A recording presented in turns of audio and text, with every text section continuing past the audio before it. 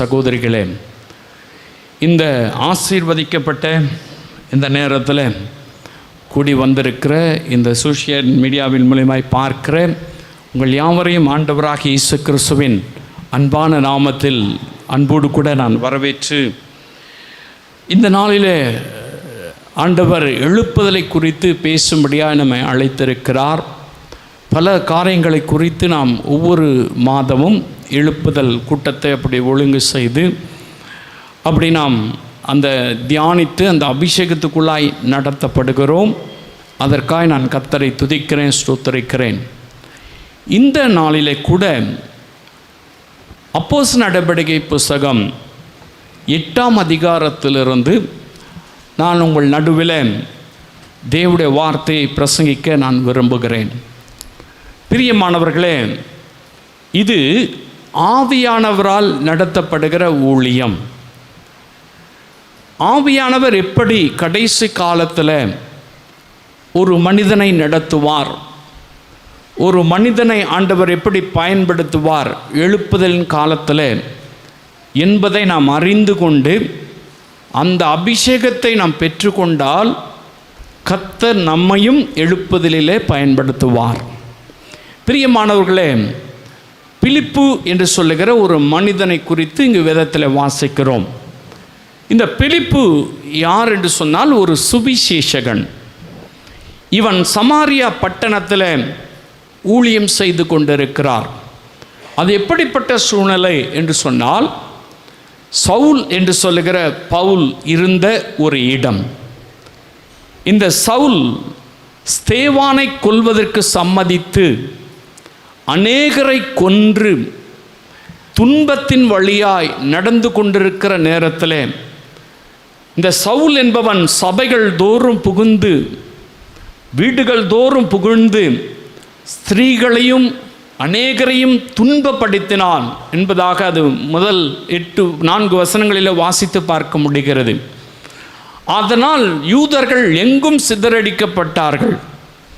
அப்படி சிதறடிக்கப்பட்ட நேரத்தில் சமாரியாவில் ஊழியம் செய்து கொண்டிருக்கிறவன் தான் இந்த பிலிப்பு. ஒரு உபத்திரவமான சூழ்நிலை. அந்த தேசத்தில் மிக கொடுமையான கிறிஸ்தவர்களுக்கு, இயேசுவை ஏற்றுக்கொண்டவர்களுக்கு மிக உபத்திரவம், மிக பாடுகள், மிகுந்த சோதனைகள், மிகுந்த போராட்டம். அவர்கள் சிதறடிக்கப்பட்டு ஒரு கூடுகையே இல்லாத ஒரு நிலைமையில் அவர்கள் தள்ளப்பட்டிருக்கிறாங்க. அந்த இடத்துல தான் பிலிப்பு என்று சொல்லுகிறவன் பிரசங்கம் பண்ணுகிறான். அங்கே தான் சமாரியாவில் அவர் ஊழியம் செய்கிறார். அப்படி அவர் ஊழியம் செய்து கொண்டிருக்கும் பொழுது ஆவியானவர் அவருக்கு ஒரு ஊழியத்தை கொடுக்கிறார். ஆவியானவர் நடத்துகிற ஊழியம். இன்றைக்கி அநேக மாம்சத்தில் நடக்கிற ஊழியம் இருக்குது, ஞானத்தில் நடக்கிற ஊழியம் இருக்குது, படிப்பில் நடக்கிற ஊழியம் இருக்குது, எக்ஸ்பீரியன்ஸில் நடக்கிற ஊழியம் இருக்குது. ஆவியானவர் நடத்துகிற ஊழியத்தை கவனித்து கேளுங்க. ஆவியானவர் எப்படி ஒரு ஊழியத்தை நடத்துகிறார்? பரிசுத்த ஆவியானுடைய காலத்திலே நாம் வாழ்ந்து கொண்டிருக்கிறோம். பரிசுத்த ஆவியானவர் ஒரு மனிதனை எப்படி பயன்படுத்த முடியும் என்பதாக நம் வேதத்தில் வாசித்து பார்க்கும் பொழுது இந்த பிலிப்பு சமாரியாவில் ஊழியம் செய்து கொண்டிருக்கிறார். ஆனால் ஆவியானவர் என்ன சொல்கிறாரு? எருசலேமில் இருக்கிற ஒரு மனிதனோடு கூட நீ போய் சேர்ந்துக்கோ அப்படின்னு சொல்கிறார். எருசலேமில் யார் இருக்கா அப்படின்னு சொன்னாக்கா, எத்தியோப்பியா தேசத்தினுடைய ராஜாத்தி காம்தேஹ என்று சொல்லுகிற ஒரு பெண்மணி, அவளுடைய மந்திரி சபையில் மந்திரியாக இருக்கிறவன் ஒருத்தன், எத்தியோப்பியன் ஒருத்தன். இவன் வேலை நிமித்தமாக எருசலேமுக்கு வருகிறான். அப்படி எருசலேமுக்கு வந்து அவன் வேலையை முடிச்சிட்டு ரதத்தில் திரும்பி கொண்டிருக்கும் பொழுது பிலிப்பினிடத்தில் ஆவியானவர் சொல்கிறாரு, நீ போய் அந்த ரதத்தோடு சேர்ந்து கொள் என்று வாசிக்கலாம். அப்போஸ்தலர் நடவடிக்கை புஸ்தகம் 8ஆம் அதிகாரம் 26ஆம் வசனத்தில் வாசித்து பார்க்கும் பொழுது, ஆவியானவர் எப்படி நடத்துகிறார், ஆவியானவர் செய்கிற ஊழியம், பரிசுத்த ஆவியானவர் செய்கிற ஊழியம் கவனித்து கேளுங்க. பின்பு கர்த்தருடைய தூதன் பிலிப்பை நோக்கி நீ எழுந்து தெற்கு முகமாய் எருசலேமிலிருந்து காசா பட்டணத்துக்கு போகிற வழி சொல்றார். காசா பட்டணத்துக்கு போகிற வனாந்தர மார்க்கமாய் போய் என்றான். அந்தபடியே அவன் எழுந்து போனான். ஹல்லேலூயா. எனக்கு அன்பான அன்பு சகோதரனே சகோதரியே, கடைசி காலத்தில், எழுப்புதல் காலத்தில் ஆவியானவர் எதற்கு ஊற்றப்படுகிறார்? அவர் நம்மை கொண்டு ஊழியம் செய்வதற்காக, நம் மூலமாய் பரிசுத்த ஆவியானவர் ஊழியம் செய்யறதுக்காக. சமாரியாவில் இருக்கிற ஒருத்தன்ட்ட ஆவியானவர் பேசுகிறார். நீ எருசலேமில் ஒருத்தன் போயிட்டு இருக்கான் ரதத்தில், அவன் ரதத்தில் போய் சேர்ந்துக்கோ அப்படின்னு சொல்லிட்டு ஆவியானவர் திட்டம் தெளிவுமாய் பிலிப்பினிடத்தில் பேசுகிறார். பிரியமானவர்களே, உடனே பாருங்க, இந்த பிலிப்பு சமாரியாவில் இருந்து எருசலேமுக்கு அந்த வழியெல்லாம் கர்த்தர் சொல்லிட்டார். அந்த வழியில் அவன் போயிட்டு இருக்கான். அந்த ரதத்தில் போய் சேர்ந்துக்கோ அப்படின்னு சொல்லிட்டார். அவன் கீழ்ப்படிதலோடு கூட போய் அந்த ரதத்தோடு சேர்ந்து கொண்டான். பிரியமானவர்களே, இந்த கடைசி காலத்தில் கர்த்தர் நம்மை பயன்படுத்த வேணும்னு சொன்னால் ஆவியானவருடைய சத்தத்துக்கு கீழ்ப்படியணும். பரிசுத்த ஆவியானவர் சொல்லுகிற சத்தத்துக்கு கீழ்ப்படியணும். ஆவியானவர் போகணும், சேர்ந்துக்கணும், வனாந்தரத்துக்கு போகணும். அங்கே ரதம் போதுன்னு சொன்னாக்க அதை நம்பணும். ஆவியானவர் சொல்லுகிற வார்த்தையை அப்படியே இந்த பிலிப்பு ஏற்றுக்கிட்டார். அப்படியே அதுக்கு கீழ்ப்படிந்தார். கர்த்தர் அவரை பயன்படுத்தினார். அதே ஆவியானவர் இன்றைக்கு நமக்குள்ளாய் ஊற்றப்பட்டிருக்கிறார். பரிசுத்த ஆவியானவரில் எந்த வித்தியாசமும் இல்லை. ஆவியானவர் ஒருவரே. அவர் நம்மளே இடைப்படும் பொழுது அவருடைய சத்தத்துக்கு கீழ்ப்படுகிறவர்களைத்தான் கர்த்தர் பயன்படுத்த முடியும். இன்னைக்கு அநேக சத்தத்துக்கு கீழ்ப்படுகிறோம். சில மனிதருடைய சத்தத்துக்கு கீழ்ப்படுகிறாங்க, சிலர் இந்த உலகத்தினுடைய சத்தத்துக்கு கீழ்ப்படுகிறாங்க, சிலர் பிசாசும் சத்தத்துக்கு கீழ்ப்படுகிறாங்க. பலவிதமான சோதனைகள், பலவிதமான சத்தம் நம்முடைய காதுகளிலே ஒலித்து கொண்டிருக்கிறது. பிரியமானவர்களை, அபிஷேகம் பெற்றவனை ஆவியானவர் எப்படி ஊழியம் செய்யும்படியாய் அவனுக்குள்ளிருந்து ஆவியானவர் ஊழியம் செய்கிறார் பாருங்க. எனக்கு அன்பானவர்களை, அவன் கீழ்ப்படியும் பொழுது கர்த்தர் அவனை பயன்படுத்துகிறார். எனக்கு அன்பான அன்பு சகோதரனே சகோதரியே, இந்த கடைசி காலத்தில் எழுப்புதலிலே நீங்கள் பங்கு பெறணும்னாக்கா உட்கார்ந்துட்டு போனாக்கா எழுப்புதலில் பங்கு பெற முடியாது. நான் இவ்வளோ பெரிய சபைக்கு போகிறேன் அப்படின்னு சொன்னாக்கா எழுப்புதலில் கர்த்தர் பயன்படுத்த முடியாது. நான் இவரோட ஊழியத்தில் இருக்கிறேன் அப்படின்னு சொன்னாக்கா ஆண்டவர் எழுப்புதலில் பயன்படுத்த முடியாது. ஆண்டவர் எழுப்புதலே உண்மை பயன்படுத்தணும்னா நமக்குள் இருக்கிற ஆவியானுடைய சத்தத்துக்கு கீழ்ப்படியணும். ஆவியானவர் சொல்றதுக்கு கீழ்ப்படியணும். இன்னைக்கு ஆண்டவர் நம்மை பயன்படுத்தணும் சொன்னா கட்டாயம் கீழ்ப்படுகிற மக்களாக இருக்கணும். அபிஷேகத்தை பெற்றும் இன்னும் ஆவியானுடைய சத்தத்துக்கு கீழ்ப்படிவதில்லை. ஆவியானவர் சொல்லுகிற காரியத்துக்கு செவி கொடுப்பது இல்லை. இந்த பிலிப்புடைய வாழ்வில் அவனுக்கு எவ்வளோ ஊழியம் இருந்தது.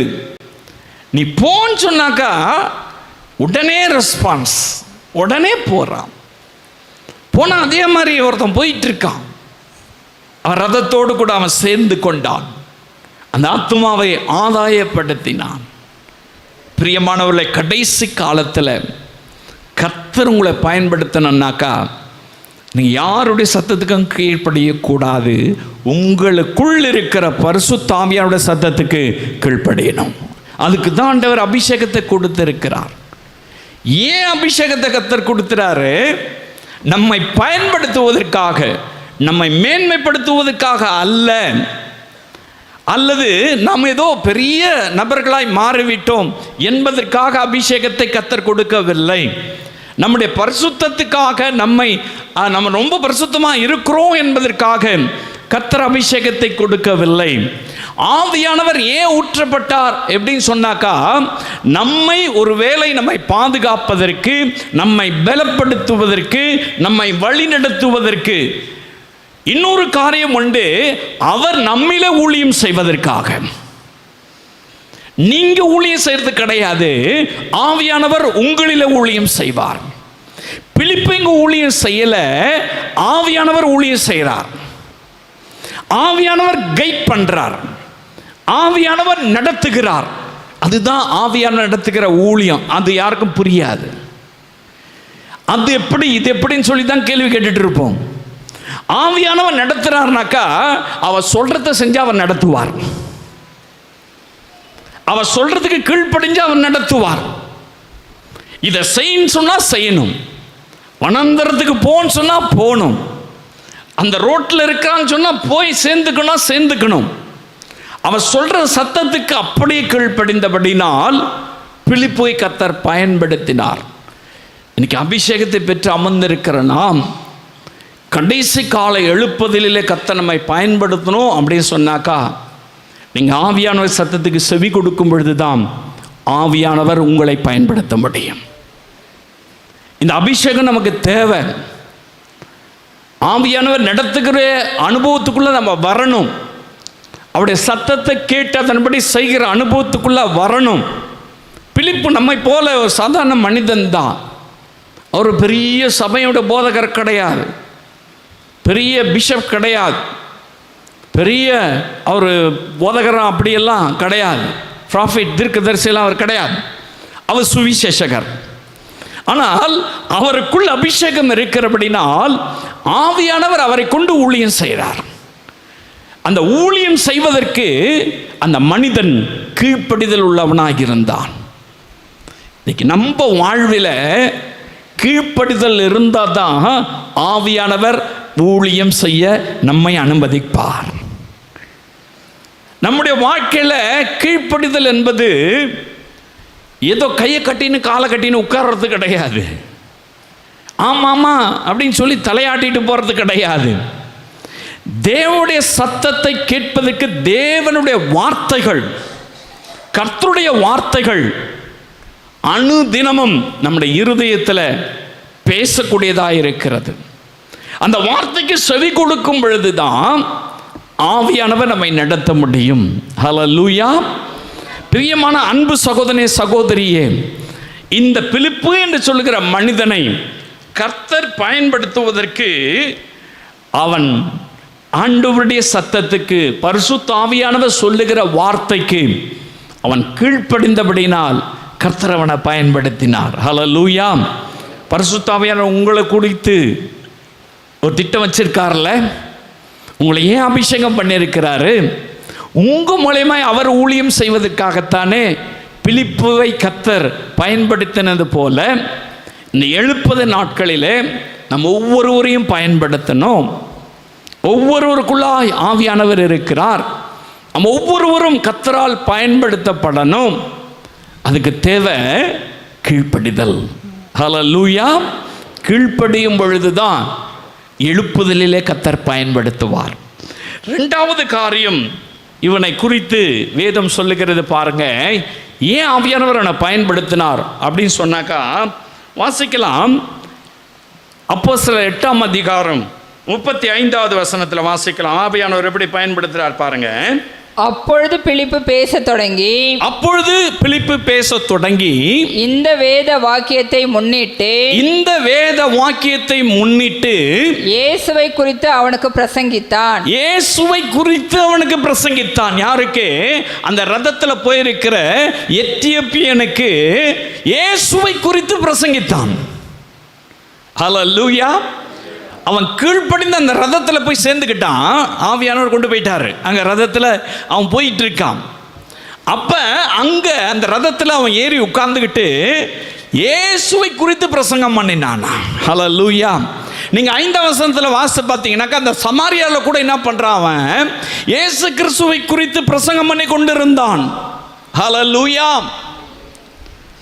இயேசு கிறிஸ்துவை குறித்து பிரசங்கம் பண்ணுகிறவனை தான் கர்த்தர் பயன்படுத்துவார்.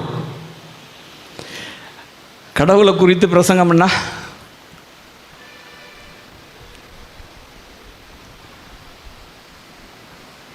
இறைவனை குறித்து பிரசங்கம் பண்ணா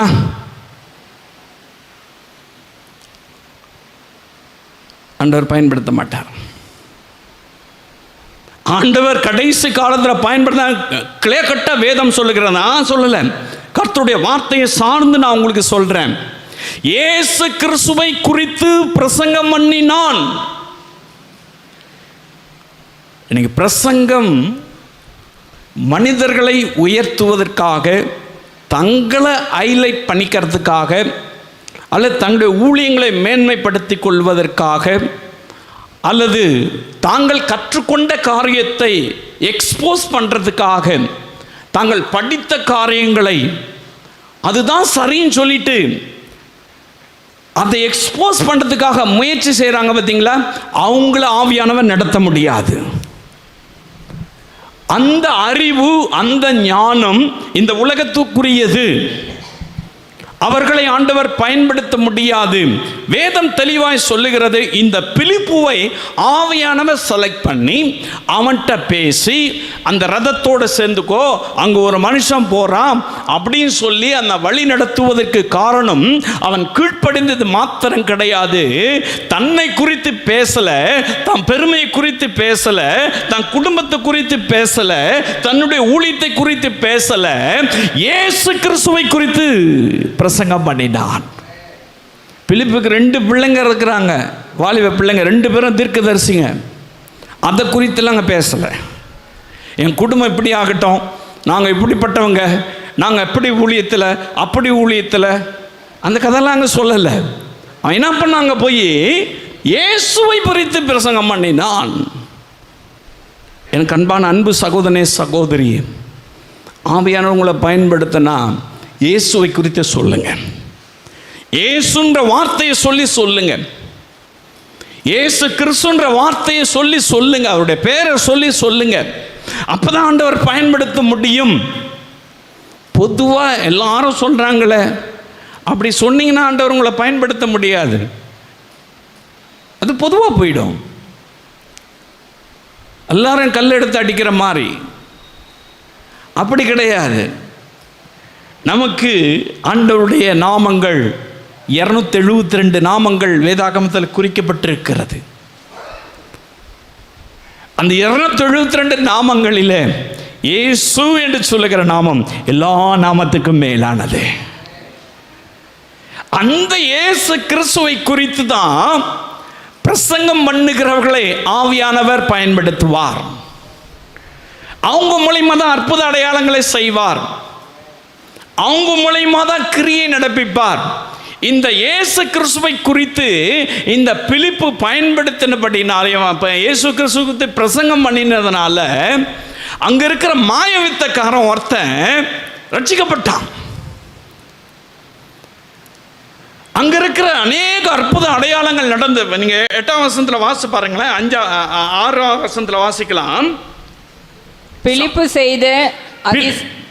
செய்த அதிசயங்களை ஜனங்கள் கேள்விப்பட்டு கண்டு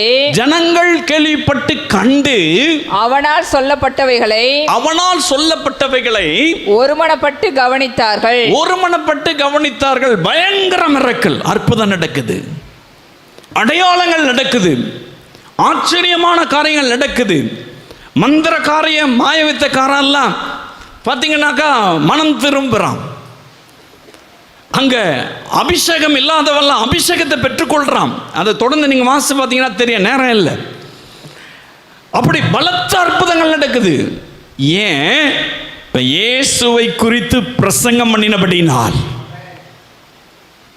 இன்னைக்கு உங்க சபையில் யாரை குறித்து பிரசங்கம் பண்றாங்க?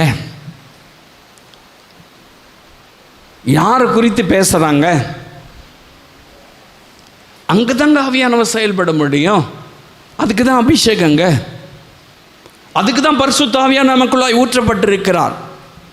பிலிப்பு ஆண்டவர் பயன்படுத்தினார்னாக்கா சும்மாலாம் பயன்படுத்தலை.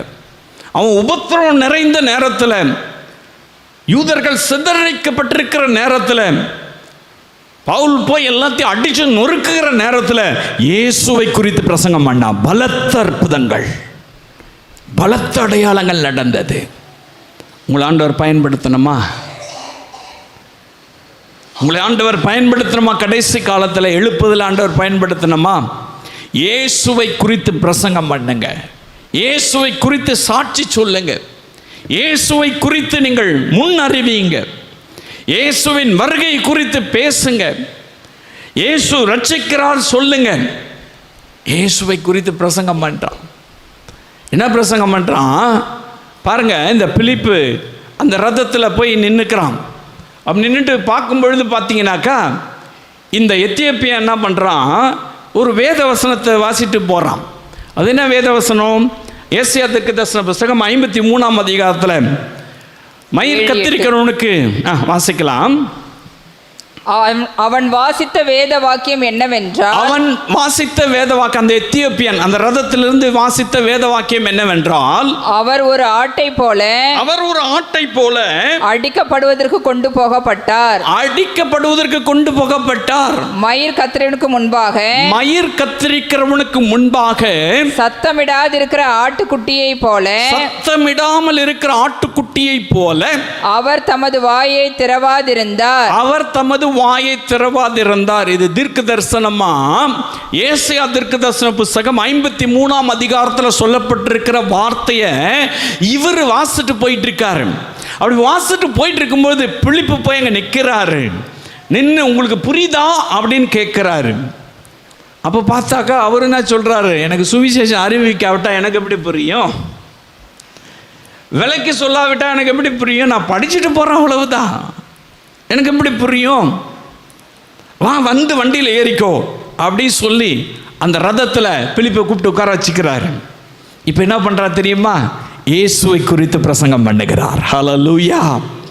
இயேசுவை குறித்து பிரசங்கம் பண்ணிட்டு இருக்கும் பொழுதே அவனுடைய உள்ளத்தில் பெரிய மாற்றம், அவனுடைய ஆவியில ஒரு பெரிய விடுதலை, சத்தியத்துக்கு அவனுடைய இருதயம் திறந்தது, வேத வசனங்கள் அவனுடைய இருதயத்துக்குள்ளாய் புகுந்து கொண்டது.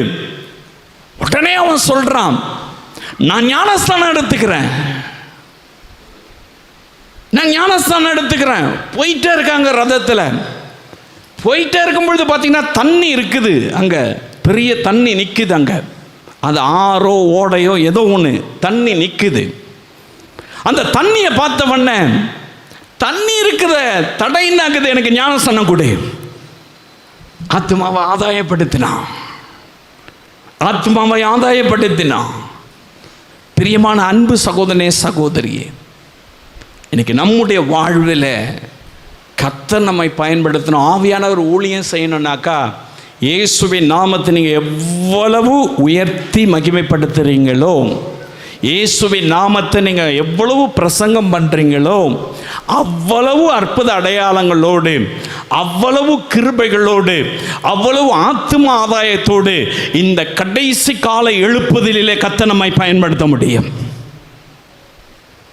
உங்களை பயன்படுத்தணும் சொன்னாக்கா யாருன்னா எதனா சொல்லிட்டு போட்டும், நீங்கள் இயேசுன்னு சொல்லுங்க, இயேசுவை குறித்து பிரசங்கம் பண்ணுங்க, இயேசுவை குறித்து சாட்சி சொல்லுங்க.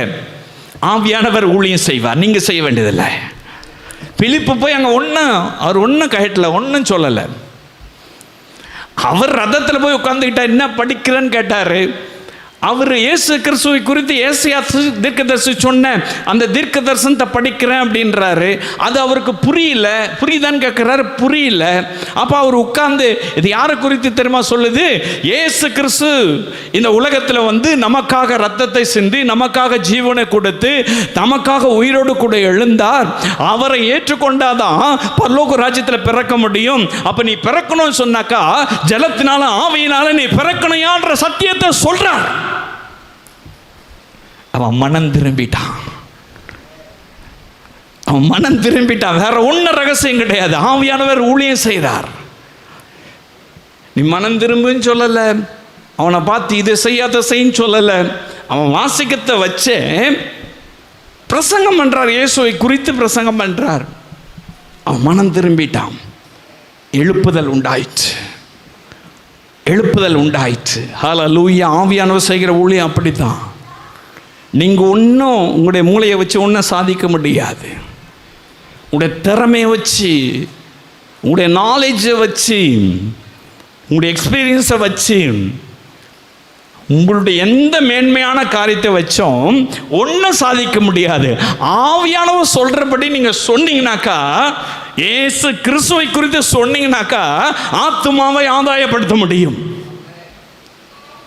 நீங்கள் ஆத்மா ஆதாயம் பண்ணல, கடைசி காலத்தில் எழுப்புதல் ஆண்டவர் பயன்படுத்தணும் இல்லை, பிலிப்பு ஆண்டவர் பயன்படுத்துவதற்கு அவன் இயேசு கிறிஸ்துவை குறித்து பிரசங்கித்தான்.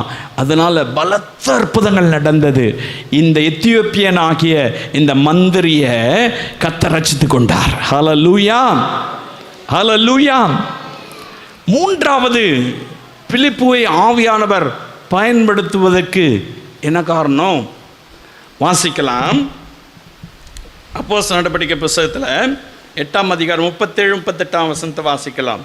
அதற்கு பிலிப்பு, நீர் முழு இருதயத்தோடும் விசுவாசித்தால், நீ முழு இருதயத்தோடு விசுவாசித்தால் தடையில்லை என்றான். தடையில்லை என்றான். அப்பொழுது அவன் இயேசு கிறிஸ்துவை தேவனுடைய குமாரன் என்று விசுவாசிக்கிறேன் என்று சொல்லி, தேவனுடைய குமாரன் என்று விசுவாசிக்கிறேன் என்று சொல்லி ரதத்தை நிறுத்த சொன்னான். அப்பொழுது பிலிப்பும் மந்திரியும் ஆகிய இருவரும், பிலிப்புவும் அந்த எத்தியோப்பியன் ஆகிய மந்திரி இருவரும் தண்ணீரில் இறங்கினார்கள். ஹல்லேலூயா. பிலிப்பு அவனுக்கு ஞானஸ்நானம் கொடுத்தான். ஆவியானவர் செய்கிற ஊழியம் பாருங்க. அந்த ஆவியானவர் ஊழியம் செய்வதற்கு அவன் கீழ்ப்படைந்தான். கர்த்தர் அந்த ஊழியத்துக்கு கொண்டு போயிட்டாரு. அங்கு பிரசங்கம் பண்ண வைக்கிறாரு, இயேசு குறித்து பேசுன்னு சொல்லி பிரசங்கம் பண்ண வைக்கிறாரு. மூன்றாவது, அவனை விசுவாசத்துக்குள் நடத்துறார். அவன் ஞானஸ்நானம் எடுத்துக்கிறான்னு சொல்றான். நீ விசுவாசித்தாக்கா தடை கிடையாது. நீ விசுவாசிக்க, கர்த்தராகிய இயேசு கிறிஸ்துவை விசுவாசிக்கணும்னு சொல்லி அவனை விசுவாசத்துக்குள் நடத்தினபடினாலே தான் அவன் விசுவாசத்தோடு ஞானஸ்நானம் எடுத்துக்கொண்டான். இன்னைக்கு வரவங்க போகிறவங்களெல்லாம் முக்கியம் எடுத்துருவாங்க. வந்தால் போனால் போதும், ஞானஸ்நானம் கொடுத்துருவாங்க. ஆவியானவர் செய்கிற ஊழியம் அவனை விசுவாசத்துக்குள்ளே நடத்தி தான் ஞானஸ்நானம் கொடுக்க வைக்கிறார். அவன் விசுவாசத்தில் நிற்கணும். இந்த உலகம் உபத்திரவமான உலகம், போராட்டங்களும் கவலைகளும் சஞ்சலங்களும் நிறைந்த உலகம். இதில் நீ நிற்கணும்னாக்கா இயேசுவை விசுவாசிக்கணும். இயேசு கிறிஸ்துவை சொந்த இரட்சகராக ஏற்றுக்கொள்ளணும். இயேசு கிறிஸ்துவை சொந்த இரட்சகராக ஏற்றுக்கொண்டாதான் நீ ஞானஸ்நானம் பெற்றுக்கணும். எப்படிப்பட்ட ஞானஸ்நானம்? அவங்க 2 பேரும் என்ன பண்ணாங்களாம்? சர்ச்சுக்குள்ளே போனாங்க, தண்ணீரில் இறங்கினார்கள். அப்படி தானே இருக்குது. எங்கே போனாங்க? அப்போ எங்கே அது? அந்த வனாந்தரத்துலேருந்து, அங்கே சமாரியாவிலேருந்து அவர் வராரு, எருசலேம்லேருந்து எங்கே போகிறாரு? அவர் எத்தியோப்பியாவுக்கு போகிறாரு.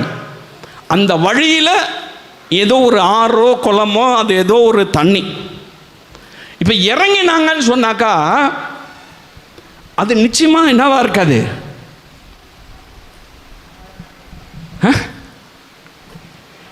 நிச்சயமாக ஒரு தேவாலயமாக இருக்காது. என்னை பொறுத்தவரை நான் சொல்லுவேன், அது ஒரு தண்ணீர் இருக்கிற இடம், அவ்வளோதான். ஹல்லேலூயா. அவங்க 2 பேரும் தண்ணீரில் என்ன பண்ணாங்களாம்? இறங்குனாங்க. இப்போ இறங்குறாங்க அப்படின்னு சொன்னாக்கா ஒரு ஆழமான பகுதியாக தான் நிச்சயமாக இருக்கணும். எப்படி? ஒரு ஆழமான பகுதியாக தான் நிச்சயமாக அது இருக்கணும். 2 பேரும் தண்ணியில் இறங்கினாங்க. அவன் அங்கு ஞானஸ்நானம் கொடுத்தான். இப்படியெல்லாம் கிடையாது. அங்க முழுகினாங்க. இதுதான் சத்தியம். ஆவியானவர் செய்கிற ஊழியம் அதுதான். நல்லா கவனிச்சிங்க. நான் யாரை கிரிட்டிசைஸ் பண்ணல, யாருக்கும் விரோதமாக நான் பேசலை. வேதம் தெளிவாய் சொல்லுகிறது,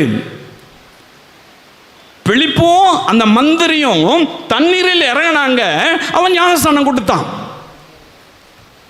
இவன் பிரசங்கம் பண்ணும் பொழுதே அவன் விசுவாசிக்க ஆரம்பிச்சிட்டான். அவன் இயேசுவை சொந்த ரட்சகராக ஏற்றுக்கொள்ள ஆரம்பிச்சிட்டான். அவனை முழுகி கர்த்தர் ஞானஸ்நானம் கொடுக்க வைத்தார். அதன் பின்பதாக வாசிக்கலாம் என்ன நடக்குது பாருங்க. 39 வாசிக்கலாம். அவர்கள் தண்ணீரில் இருந்து கரை ஏறின பொழுது. ஆமா, இப்ப பாருங்க, உள்ள இருந்து நான் ஏற்கனவே சொன்னேன், தண்ணீர்ல இறங்கினாங்க. இப்ப என்ன பண்ணிட்டாங்க? கரை ஏறினாக்கா ஒரு ஆழமான இடத்துல இருந்து மேலே ஏறது தான் கரை ஏறது. கரை ஏறின போது கர்த்தருடைய ஆவியானவர் பிலிப்பை கொண்டு போய் விட்டார். இப்போ கூட்டிட்டு போயிட்டாருங்க. அவர் நடந்தெல்லாம் போல. ஆவியானவர் செய்கிற ஊழியம் பாருங்க. கூட்டின்னு வந்தாரு, கூட்டிட்டு போயிட்டாரு. மந்திரி அப்புறம் அவனை காணாமல், மந்திரி அப்புறம் திரும்பி திரும்பி முன்னும் பின்னும் எல்லா இடத்துல சுத்தி சுத்தி பார்க்கறான். மந்திரி அவனை பார்க்க முடியல. சந்தோஷத்தோட தன் வழியே போனான். ஆஹா, என்ன சந்தோஷம்! ஆவியானவர் செய்கிற ஊழியம் கடைசி காலத்துல கர்த்தர் அப்படிதான் நம்ம பயன்படுத்த விரும்புகிறார். இங்க இருப்பீங்க, திடீர்னு பார்த்தாக்கா அமெரிக்காவில் இருப்பீங்க. இங்க இருப்பீங்க, திடீர்னு பார்த்தாக்கா பிரான்ஸ்ல இருப்பீங்க. இங்க இருப்பீங்க, திடீர்னு பார்த்தாக்கா எங்கேயோ ஆவிக்குள்ள நீங்க அங்க போயிட்டு இருப்பீங்க. ஆவியானவர் அப்படிதான் நடத்துவார். நீங்க போய் அங்க கொடுத்துட்டு வந்துடுவீங்க. பிலிப்பு கொண்டு போனாரு, காரியத்தெல்லாம் முடிச்சாரு. அவன் மனம் திரும்பினா, ஞானஸ்நானம் எடுத்துட்டான். ஐயோ போதும் உங்ககிட்ட நான் பேசுறது, அப்படியே டக்குன்னு எஸ்கேப் ஆயிட்டாரு. அவர் எஸ்கேப் ஆகல, ஆவியானவர் கூட்டிட்டு போயிட்டாரு. ஹல்லேலூயா! இதை பார்த்தவன் பிரமிச்சு போயிருப்பான்ல, பயந்துட்டு போனோம்ல. இருந்தாக்கா என்னடா மனுஷன் பேசிட்டே இருக்கிறான், இவ்வளவு நேரம் இயேசுவை பற்றி பேசினான், விசுவாசத்தை குறித்து பேசினான், ஞானஸ்நானம் கொடுக்க சொன்ன கொடுத்துட்டான், திடீர்னு பார்த்தா ஆள் காணுமே, பேயா பிசாசா? பயந்துருப்பான்ல. ஆனால் இவன் ஒரு பெரிய சந்தோஷத்தோடு திரும்பி போனான். ஹல்லேலூயா! அதுதான் ஆவியானவன் நடத்துகிற ஊழியம். கடைசி காலத்தில் எழுப்புதல் நாட்களில் ஆவியானவர் அப்படிதான் கிரியை செய்ய போகிறார்.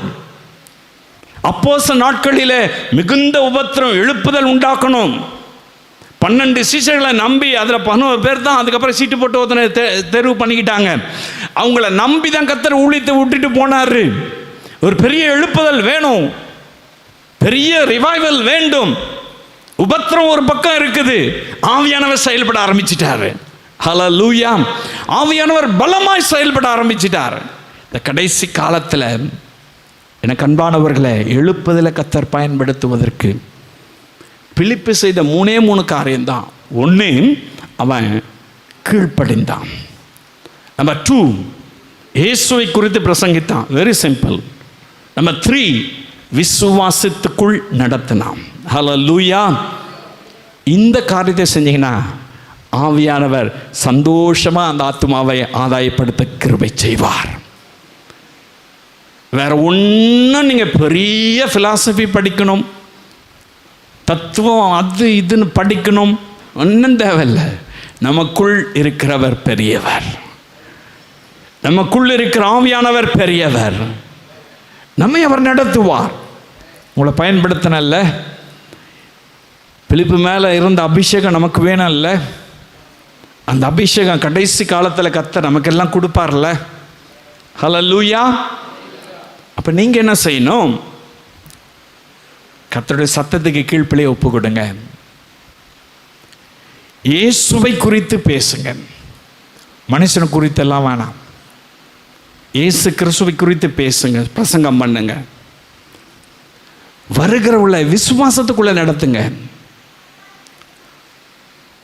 அதை தரேன் இதை தரேன் அதெல்லாம் இல்லை. விசுவாசத்தில் இயேசு கிறிஸ்துவை சொந்த இரட்சகராக ஏற்றுக்கொள்ள விசுவாசத்துக்குள்ள நடத்துங்க. அந்த ஆத்மா மனம் திரும்பும், ஞானஸ்நானம் பெற்றுக்கொள்ளும், சந்தோஷத்தோடு தன்னுடைய இடத்துக்கு போகும். இதுதான் எழுப்புதல். பலத்த அற்புத அடையாளங்களை ஆவியானவர் நம்மை கொண்டு செய்வார். பிலிப்பை கொண்டு செய்தவர் நம்மை கொண்டு செய்வார். இப்போ நீங்கள் நல்லா கவனித்து ஆண்டவருடைய சமூகத்தில் உங்களை அர்ப்பணிப்பீங்களா? ஆண்டவரே, உம்முடைய சத்தத்துக்கு கீழ்ப்படிய என்னை ஒப்பு கொடுக்கிறேன். நான் கீழ்ப்படுவதற்கு, ஆவியானவர் சொல்கிறதுக்கு கீழ்ப்படியத்துக்கு. காலையில் எழுந்துச்சி ஜோம் பண்ணினா ஜோம் பண்ணி தான் ஆகணும். ராத்திரி 12 மணிக்கு எழுந்துச்சி ஜோம் பண்ணினா ஜோம் பண்ணி தான் ஆகணும். மத்தியானம் 12 மணிக்கு ஜோம் பண்ணினா பண்ணி தான் ஆகணும்.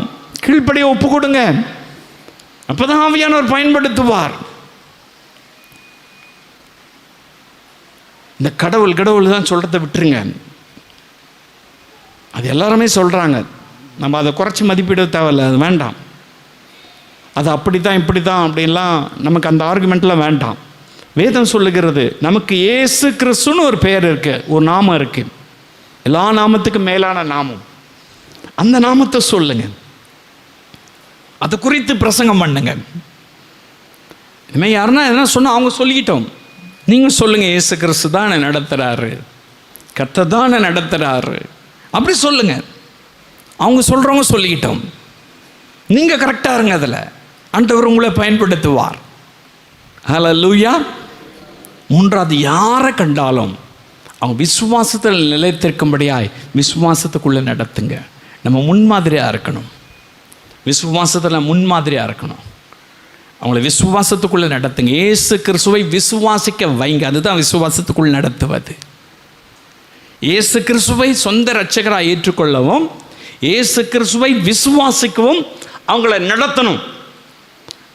அப்படி நடத்தினாதான் அவங்க முழுமையான ஒரு விடுதலையும் முழுமையான ஒரு ஆசீர்வாதத்தையும் அந்த ஆத்மாவை ஆதாயப்படுத்த நம்மால் முடியும். ஹல்லேலூயா.